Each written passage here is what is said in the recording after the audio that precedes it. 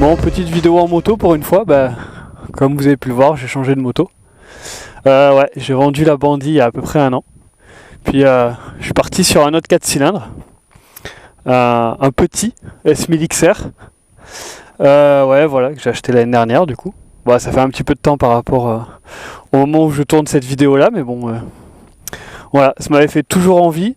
La Bandit arrivait quand même pas mal en fin de vie, quasiment 90 000 km. Donc ce qui commence à être pas mal pour la moto. Puis j'avais envie de changer, j'avais l'opportunité de changer. Du coup un S1000 XR couleur bleu nuit de 2019. Je l'ai acheté fin 2019, elle date de début 2019. Voilà, après pour les caractéristiques ça reste standard pour le modèle, donc 2019, c'est pas la toute dernière. 165 chevaux, à peu près 230 kg tout plein fait. Voilà, une tuerie. Franchement, une moto, c'est une tuerie. Ça m'a toujours fait envie de cette moto-là. Et puis, je voulais partir sur quelque chose de plus confort que la Bandit. Alors, celle-là, elle est bien sale. Je ne l'ai pas du tout nettoyée. Mais bon.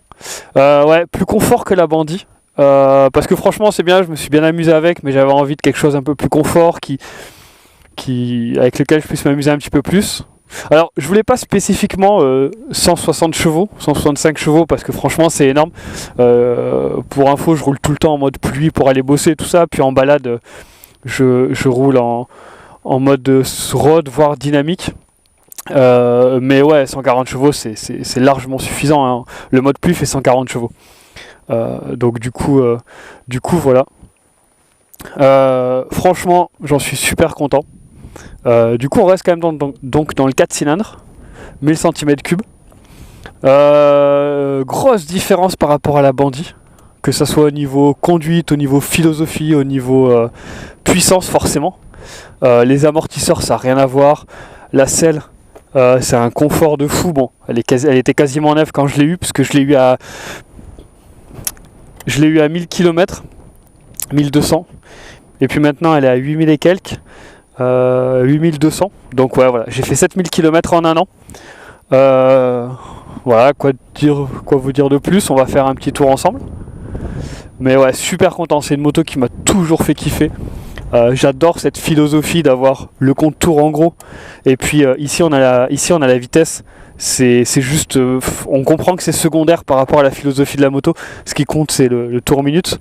Voilà, je trouve que ça résume vachement la philosophie du 4 cylindres, c'est-à-dire souvent haut dans les tours. Ce qui compte sur cette moto-là, c'est les tours minutes, c'est pas la vitesse. Donc au niveau des options, toute option je crois. Donc pack pro, pack dynamique, pack... je crois qu'il n'y a pas de pack touring. Je dis ça par rapport à la centrale. Bagagerie, top case, valise latérale que j'ai pas mis, ça sert à rien. Moi j'ai mis les crash bars, j'ai mis aussi la grille de protection du radiateur, parce que si tu te prends un petit gravier là-dedans, tu pleures vu la taille du radiateur. Il est juste énorme, donc il y a les deux. C'est juste énorme. Silencieux d'origine, donc c'est pas le pot Acra, mais franchement il fait un bruit déjà, mais qui est largement suffisant. Feu diurne avec une option pour le mettre automatiquement, ça c'est sympa, ou l'enlever automatiquement. Le top case, c'est juste une blague en fait, hein. Voilà. Donc là, vous mettez votre sacoche, vos papiers, puis c'est tout, vous rentrez à peine un casque. Donc, je le garde pour l'instant parce qu'il est la couleur de la moto, il est bien et tout. En road trip, je vais pas prendre celui-là, parce que c'est pas possible quoi. Les valises latérales, elles sont pas mal, mais là pour le coup, il faut un truc plus grand, donc je vais prendre un JV ou autre chose. Mais je pourrais pas rester sur celui-là, au moins en road trip. Par contre, sur la vie de tous les jours, ouais, faut pas prévoir d'aller faire les courses quoi. Si tu dis zut, il faut aller chercher ton truc à manger, tu fais attention à prendre des petites choses, parce que de toute façon tu rentreras pas grand chose. Bon, voilà quoi. Bon, il est beau, il est dans la couleur de la moto, on le sait que les top case BM c'est pas top. Et puis alors vu de derrière, ça fait tellement ridicule sur la moto, ce petit truc là. Donc c'est tellement ridicule que voilà quoi. Donc voilà. Quoi dire de plus? On est parti, je vous en parlerai plus. On est parti au salon de la moto avec les potes au Moto Alp Aventure. Et puis dans un col, on s'arrête sur de l'herbe, je veux partir, etc. pour mettre la moto un peu plus loin. Et puis ça montait vachement, l'arrière arrière a glissé. Du coup j'ai posé la moto là sur la crash bar, heureusement. Donc il y a qui clignote un tout petit peu, puis là un tout petit peu abîmé. Bon ben voilà, c'est comme ça que ça arrive, mais bon. J'aurais pas eu le crash bar, c'était complètement différent. Et puis voilà, les pneus, ce sont... Alors ça c'est la troisième monte, c'est des Road 5, donc 8000 km, troisième monte. Première monte c'était Diablo Rosso Corsa, si je dis pas de bêtises, 2. Ils ont fait... ils ont dû faire 3000 bornes.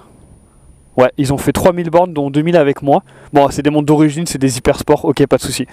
Je monte les Road 5. Au bout de 3500 km, les pneus ils étaient morts. Donc franchement, je comprends pas. Peut-être accélérer trop, freiner trop, pourtant il y a tout l'électronique qui contrôle. Donc du coup, je roule un tout petit peu plus soft, là. J'espère qu'ils vont tenir un peu plus longtemps, parce que bon, c'est pas non plus... c'est pas non plus super de faire 3500 bornes avec des Road 5. Donc je pense que quelque chose qui allait pas dans ma conduite. Je pense que ça se fait pas comme ça, quoi. Autre chose, là j'ai mis mon téléphone, mais normalement j'ai le GPS aussi Navigator 6. En 2 mots, si vous vous posez les questions d'acheter le Navigator 6, la réponse, moi j'ai envie de vous dire non. Parce que 800 balles pour quelque chose qui fait pas plus qu'un TomTom normal. Alors après, ok, vous affiche les infos de la moto, mais 800 balles pour ça, enfin moi personnellement je trouve que c'est trop. C'était avec la moto, c'est très bien, je suis content de l'avoir. Donc ouais, voilà, 800 € pour ça, franchement je vous le déconseille. Enfin, moi je l'avais avec la moto, donc ok, très bien, là c'est un package, il y a tout sur la moto, les valises, le stop case couleur moto, le GPS, tout ça. Donc du coup, ok, super, mais voilà, moi je trouve pas ça super, payer 800 balles juste pour avoir des infos de la moto qui sont tout simplement combien tu as fait de kilomètres, le pourcentage d'inclinaison de la poignée, de rotation de la poignée, le nombre de fois où tu as freiné, le nombre de fois où tu as passé la vitesse, en plus de ce que peut t'offrir un TomTom standard. Bah moi je trouve pas ça. Alors ok, c'est lié avec la molette, donc ouais, ça par contre c'est super pratique. Au pire un d'occasion à 400 balles, le prix d'un TomTom neuf, ok, pourquoi pas, mais voilà quoi. Donc voilà. Je fais un petit peu écouter le bruit. Donc ouais, donner 98 dB d'origine, juste. Non franchement, c'est vraiment pas mal.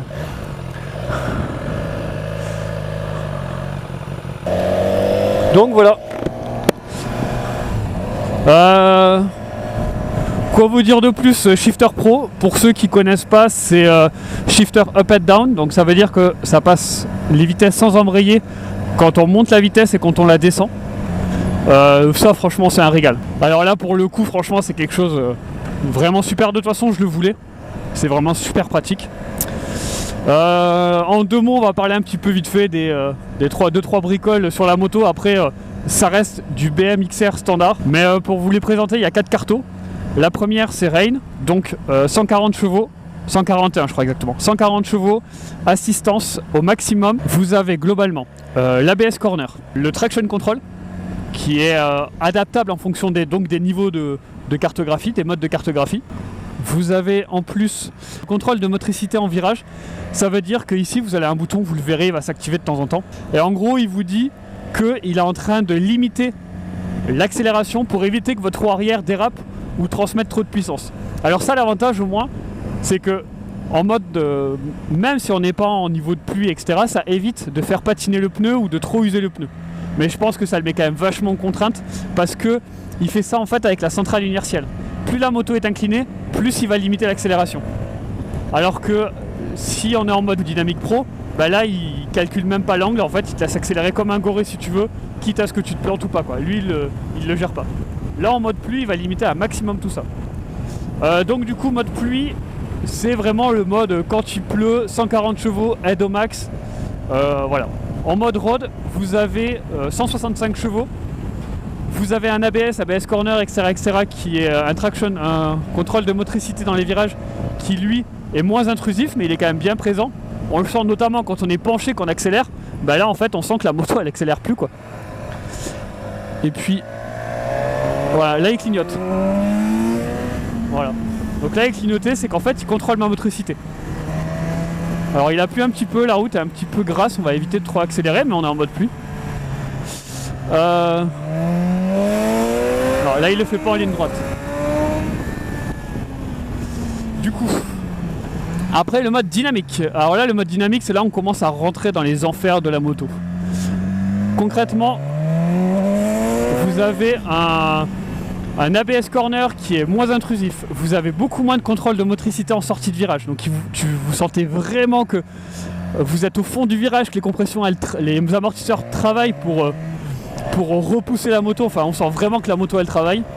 Et puis vous avez aussi des clapets au niveau de l'échappement qui se lève, qui s'ouvre.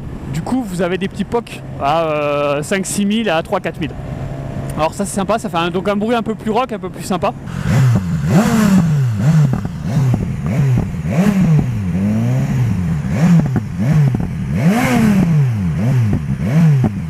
Donc ouais, franchement, pour un pot d'origine, même pas Accra, franchement je trouve ça propre.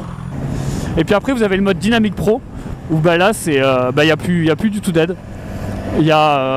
C'est vous qui faites ça, vous pouvez faire des wheelings comme vous voulez, alors qu'en mode dynamique, il les autorise, mais il les limite. Donc ça c'est cool. Alors qu'en mode road, en fait dès que tu vas lever ta roue avant, il va couper l'accélération. Alors ça c'est des choses que proposent beaucoup de motos maintenant, etc. La différence c'est que on peut comparer à la Tracer que j'ai pu essayer, etc. La Tracer, quand on part en wheeling, il coupe l'accélération. Il fait on-off. Alors que la BM, chez BM, le contrôle de wheeling, ils vont tout simplement limiter l'arrivée d'essence et d'air pour que la roue soit à 1 mm de se décoller. Donc du coup on n'a pas l'impression qu'il est pas du tout intrusif, et par contre ça a pour effet de sentir la roue avant super légère. Donc après on n'aime pas, mais voilà, ça veut dire que en mode road en fait on peut accélérer. Alors peut-être que des fois la roue va se lever un petit peu quand il y aura une petite bosse sur le sol en pleine accélération, mais en temps normal franchement ça restera quand même assez clean. Donc voilà pour les principales options de la moto. En 2 mots, les points négatifs qui sont connus de cette moto là et qui sont un peu chiants, mais bon. Pour faire simple, il y a des vibrations. Alors après la version 2017, ils ont corrigé tout ça. Mais n'empêche que pour un 4 cylindres, si on se réfère vraiment à un 4 cylindres, on sent que ça vibre un peu plus qu'un 4 cylindres standard. Notamment au niveau des poignets, on ressent un petit peu au niveau des cale-pieds. Mais on le sent un petit peu au début, puis au bout d'une heure on n'y fait même plus attention. Et c'est pas des vibrations qui sont vraiment gênantes. Ensuite vous avez le fait que la moto tire légèrement à droite. Là ça va, elle tire pas trop, mais en fonction il y a des fois elle tire légèrement à droite.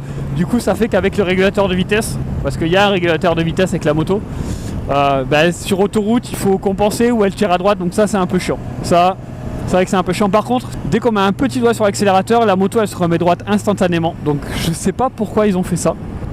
Apparemment sur certaines motos ça le fait pas. Mais bon bref, c'est il y a un petit peu un mystère autour de ça. On sait pas exactement. Les gens s'en plaignent pas trop. Il y en a qui disent que ça le fait, d'autres ça le fait pas, d'autres ça a changé avec une autre monture de pneus. Bref. Voilà. Moi en tout cas je l'ai. C'est un peu chiant quand on met le régulateur, mais il suffit au pire de poser la main sur l'accélérateur et ça passe. Donc voilà un petit peu pour cette présentation de la S1000 XR. Vraiment un beau jouet. Pour l'instant du coup... Oula c'est noir là-bas. On va faire gaffe. Donc pour l'instant 8000 km, j'ai fait qu'un seul voyage. Alors pour vous tenir au courant, on devait partir en road trip avec les potes en Allemagne en juin. Mais vu qu'il y a le Covid, pas de road trip cette année. On s'est quand même organisé un petit week-end tous ensemble. Et puis on est allé donc au Moto Alp Aventure. C'était à Barcelonnette, premier week-end de septembre, 4, 5, 6 septembre. Donc je suis descendu avec la XR. Franchement un régal. Franchement dans les routes des Alpes avec la XR un régal. La différence de puissance entre la XR et la Tracer, mais incomparable. Marty était avec moi, il n'a pas pu me rattraper. Et en termes d'accélération, en termes de freinage, c'est vraiment quelque chose de topissime. En gros, je me mettais en mode pluie pour rouler ensemble, mais dès que je me mettais en mode road ou dynamique, voilà, c'était compliqué pour lui. Après voilà, il avait 116 chevaux, j'en avais 160, c'est un petit peu normal que ça reste compliqué. Mais ouais, du coup, vraiment une puissance plus que de raison. Des sensations de fou, le châssis vraiment super bien. Moi, j'ai dû m'habituer quand même au fait que je passais d'un roadster à un trail. Du coup, on est beaucoup plus loin du sol, donc on fait moins attention à juste ce qu'il y a en dessous, on a une vision beaucoup plus loin. Moi, je me suis plus souvent retrouver surpris par des choses au sol, parce que comme on voit loin, on fait pas attention à ce qu'il y a devant. Donc du coup c'est vrai que des fois on se fait un petit peu surprendre par des petites bosses, des choses comme ça. Après les amortisseurs sur la moto, c'est de la folie, hein. Pareil, j'en ai pas parlé, mais avec le mode Dynamic Pro, vous avez les aides dynamiques, 2 modes de suspension. Et en plus de ça, vous pouvez changer la précontintre en fonction du nombre de personnes qu'il y a sur la moto et s'il y a de la bagagerie ou non. Donc du coup, on peut se mettre en mode road, comme ici. On peut se mettre en mode road comme ici, où là on a des suspensions plutôt clean. En mode dynamique, elle est beaucoup plus incisive. Et après vous pouvez régler si vous êtes 1, 2, etc. Donc ça permet de changer un petit peu le comportement de l'amortisseur. Donc voilà, après des petites options entre guillemets comme les poignées chauffantes, mais pareil qui sont pas top. Sur la Bandit j'avais les Technoglobe, ils chauffaient beaucoup plus. Du coup voilà, là on a 2 modes de chauffage pour les poignets, mais même en mode très chaud pour l'hiver c'est pas suffisant. Il y a les protèges poignets certes, mais voilà, moi je suis un peu déçu pour les poignées chauffantes. Je m'attendais à un peu mieux. Et puis voilà. Du coup on a vraiment une moto qui est très complète, très homogène, qui permet de se défouler comme de rouler vraiment tranquille. Moi, en toute honnêteté, je suis tout le temps en mode pluie. Il y a largement assez de puissance, 140 chevaux, c'est largement suffisant. Toujours en mode pluie, même des balades. Alors après, les balades en mode pluie, tu sens que la moto, que l'électronique, il limite à mort la puissance. Et il n'y a qu'en dynamique où tu n'as pas trop l'impression d'être limité par l'électronique. Après voilà, moi je vais faire attention, j'ai pas envie qu'il m'arrive des merdes avec la moto, donc ça me dérange pas, je suis pas là pour aller taper des chronos sur la route, je suis là pour me faire plaisir le plus longtemps possible avec la moto et rester en vie. Donc mode pluie c'est très très bien, mode road c'est bien aussi quand on veut rouler un peu plus sportivement, puis après le mode dynamique quand on veut vraiment se faire plaisir et qui a un bon revêtement, qui accroche bien, bien sec, et là franchement on rentre dans un autre univers. Avec le coup de pied à 6000, le coup de pied à 8000, le coup de pied à 10 000. Et le pire, c'est qu'à chaque fois, on se dit « Ah, c'est bon, c'est fini ». Puis non, paf, ça tape à 8000. Puis là, putain, ça envoie. Puis là, à 10 000, tu passes un autre coup de pied instantanément. Tu te trouves à 12 000 avec le shift light qui s'allume. T'es satellisé. Puis tu passes ta vitesse, tu retombes à 9000. T'as à peine pris conscience que tu venais de descendre une vitesse, que tu retombes dans les 10 000 tours et tu te reprends un autre coup de pied au cul. Et là, forcément, tu es sur circuit et tu tapes du 200 km/h sans t'en rendre compte, quoi. Bref, c'est un démon, c'est un autre univers. On ressent à 2000% les gènes de la S1000RR. Et la S1000RR qui fait 200 chevaux avec une position radicale, ça doit être franchement, on peut pas rouler tranquillement avec une S1000RR, je pense. C'est tellement bestial, mais pas non plus, ça te maltraite pas. Enfin voilà, bon bref, c'est vraiment une moto qui m'avait toujours fait envie. J'ai sauté sur l'occasion pour la prendre. J'en suis super content. La Bandit, elle m'avait régalé, c'est pas du tout la question. J'ai vachement appris, c'était super bien et tout. J'en garde un super souvenir. Mais la XR, ça reste quand même un autre univers, un autre monde qui est quand même super sympa, même si ce que j'ai toujours dit et ce que je pense encore, 165 chevaux sur route, c'est 15 fois trop. Ouais, 115, 130, c'est ce qu'il faut sur route.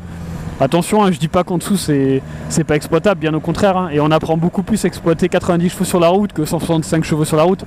Je les exploite pas. Je pourrais même rester tout le temps en mode pluie. J'irai quasiment aussi vite. Après, l'électronique bride pas mal. Mais vraiment, ça reste une super moto qui est top. Après, voilà, je comprends que le prix légèrement élevé avec la nouvelle 2020 qui vient de sortir. Donc le 2020 en gros elle est plus technique, il y a l'électronique embarquée avec ce fameux écran TFT. Par contre, de ce que je peux avoir comme retour, les gens la trouvent un petit peu moins fun que celle-ci, un petit peu moins brute que celle-ci. Donc voilà, mais c'est que des histoires de cartographie parce qu'au final il y a exactement la même puissance et le même couple. Donc voilà, j'espère que ça vous aura plu.